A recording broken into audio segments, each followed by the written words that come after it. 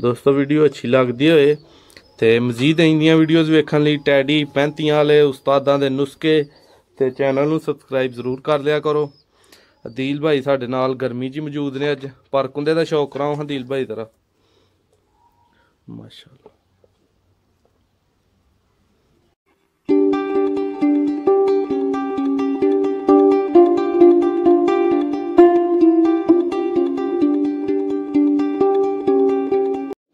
जी बिस्मिल्लाहिर्रहमानिर्रहीम।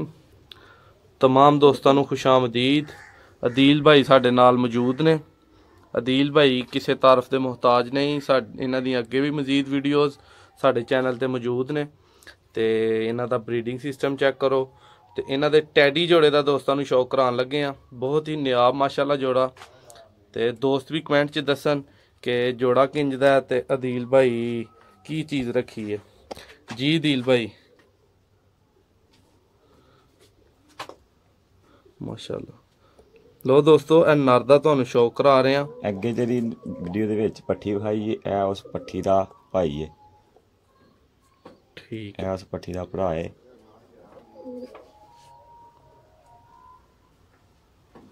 माशाअल्लाह।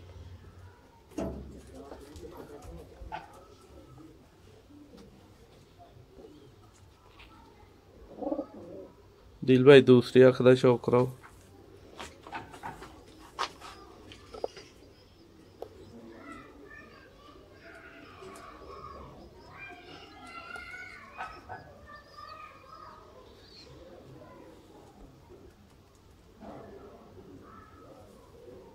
माशाअल्लाह। दोस्तों वीडियो अच्छी लगती होए तो मजीद इंदियां वीडियोज़ वेखण लई टैडी पैंतियां वाले उस्तादां दे नुस्खे ते चैनल नूं सबसक्राइब जरूर कर लिया करो। अदील भाई साडे नाल गर्मी च मौजूद ने। अज पर कुंदे दा शौक कराओ अदील भाई तरह माशाअल्लाह। ब्रीडिंग च जोड़ा पाया अदील भाई ने दूसरे पर कुंदे माशाअल्लाह। दोस्तों जोड़ा चेक करो। बंद दुम खूबसूरत मियारी पंजियां दा शौक कर दिओ पे तुसीं हुण माशाअल्लाह। अदील भाई हुण सानू इहदी मादी दा शौक कराणगे। ओ सामने वेख सकदे हो कि अंडियां ते बैठी है नेड़े ही है बिल्कुल लगदा बच्चियां दे। क्यों अदील भाई? हाँ जी निकलने वाले ने एक दो दिन बच्चे। अच्छा जी। पहली गल अस जोड़े थले कदे बच्चे नहीं कढाए। अच्छा हाँ जी सारे जोड़े थले इन्हों के बच्चे असी आंडे तब्दील कर देते हैं। वो उत्ते जो आंडे उत्ते बच्चा है वह भी ऐसे जोड़े का।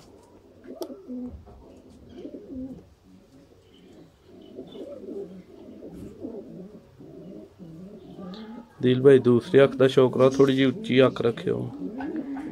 हाँ इत्थे माशाअल्लाह। दोस्तों अख का शौक करो।